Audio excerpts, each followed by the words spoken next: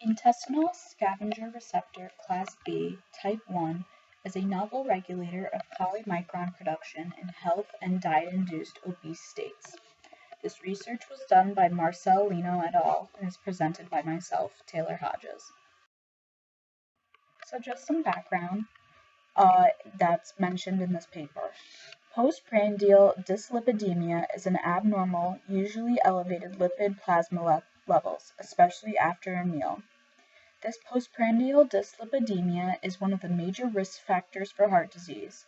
It usually occurs in states of insulin resistance and type 2 diabetes, and the small intestine contributes the most to this state after lipids from the diet are absorbed. In terms of the small intestine, after a large meal, it overproduces apolipoprotein B48 or ApoB48. This apolipoprotein B48 is the building block for chylomicrons, which carry fat and cholesterol from the intestine into the bloodstream. Some more important background: absorption of lipids into the intestines involves many various transporters, such as fatty acid translocase CD36 and fatty acid transport protein 4. However, recently there's been a protein scavenger receptor class B type 1, SRBI, that has also been implicated in intestinal lipid handling. Intestinal SRBI overexpression has been found to enhance dietary cholesterol absorption in mice.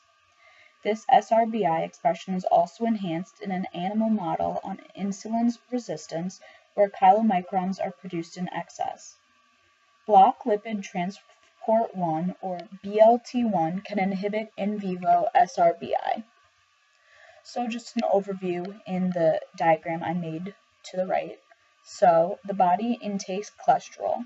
The small intestine overproduces ApoB48 in states of insulin resistance and type 2 diabetes. This ApoB48 forms the building blocks of chylomicrons, which transport lipids in the blood from the intestines. This increases lipid plasma levels, causing dyslipidemia. So the experiment. The researchers who did this experiment wanted to uncover the role of intestinal SRBI in postprandial lipemia, which is high emulsified fat in the blood, and they tested this on hamsters, rats, and mice. They wanted to determine the effects of prolonged SRBI inhibition by BLT1 in an established hamster model of diet-induced obesity and dyslipidemia. They also wanted to examine postprandial lipid handling in SRBI mice that were either chow-fed or placed on a high-fat diet. So their first experiment examined whether inhibition of SRBI by BLT1 administration had any effect on postprandial TRL production in chow-fed rats and mice. And TRL is triglyceride-rich lipoprotein triglyceride levels. That's TRL-TG. So in this experiment, rats and hamsters were given a single dose of vehicle, which is the control, or 1 milligram per kilogram BLT1 before an oral fat load, and postprandial plasma lipid levels were examined over 120 minutes.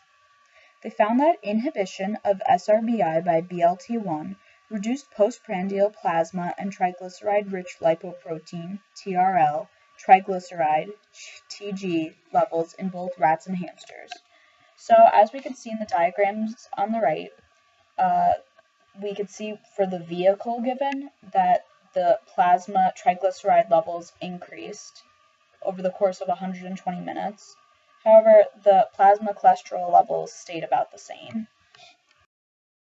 In experiment 2, the researchers examined whether inhibition of SRBI over a long period of time would protect against dyslipidemia and chylomicron overproduction in diet-induced obesity.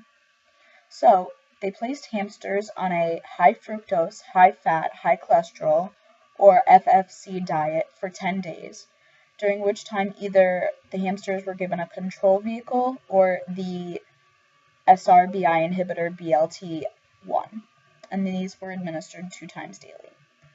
They found that when SRBI was inhibited over the 10 days, it prevented weight gain and hypertriglyceridemia, and it lowered chylomicron production in hamsters. So as we could see in the figure on the right, the plasma triglyceride levels were much different between the SRBI mice and the control mice. We could see that the control mice had much higher plasma triglyceride levels. So just to go over what we just learned. So originally identified as the HDL receptor in the liver, SRBI has now found to have a recognized role in cholesterol transport. However, we saw in the first experiment, acute intestinal SRBI inhibition significantly reduced postprandial plasma and TRL-TG levels, but it did not affect cholesterol accumulation. This suggests that SRBI plays a greater role in postprandial triglyceride handling than in cholesterol handling. In experiment 2, the hamsters that received BLT1 had significantly lower fasting plasma triglyceride levels and ApoB48 levels than control hamsters over the course of the high fructose, high fat, and high cholesterol diet. This suggests that intestinal SRBI may play a role in overall lipid metabolism and energy balance.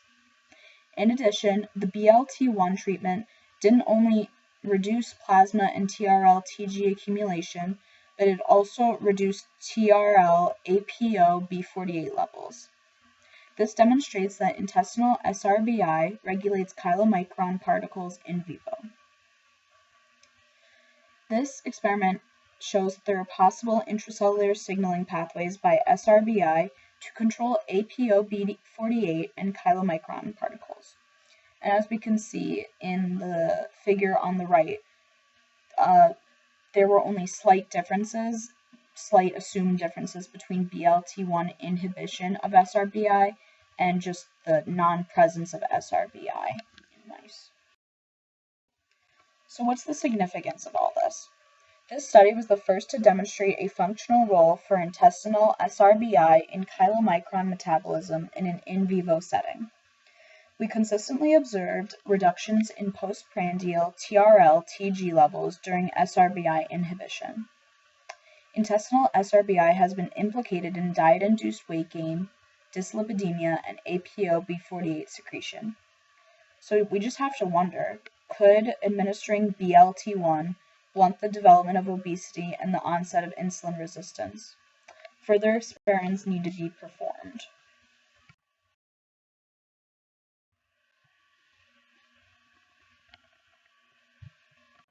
So my two questions are for you are, knowing that SRBI is an apically expressed receptor predicted to be located in enterocytes, which are intestinal absorptive cells, and CACO2 cells, which are epithelial rectal adenocarcinoma cells, and we can see that they have been seen to change location in response to the presence of lipid micelles, because we said before that they have a role in lipid metabolism. We see that these micelles were shown to directly interact with SRBI and induce SRBI clustering at the apical brush border membrane where MAP kinases are located.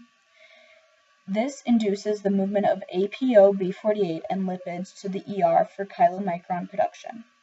I want you guys to guess what is the receptor, ligand, and response in this pathway, knowing this information. The second question is, SRBI overexpression in the liver has been found to be atheroprotective in that it facilitates the removal of cholesterol from the body and protects blood vessels from atherosclerosis. Knowing this information, if an inhibitor of SRBI expression, such as BLT1, was used constantly to decrease the levels of intestinal SRBI overexpression and consequently reduce weight gain, insulin resistance, etc., could it have other negative effects not anticipated if we only worried about intestinal SRBI and not the hepatic liver SRBI?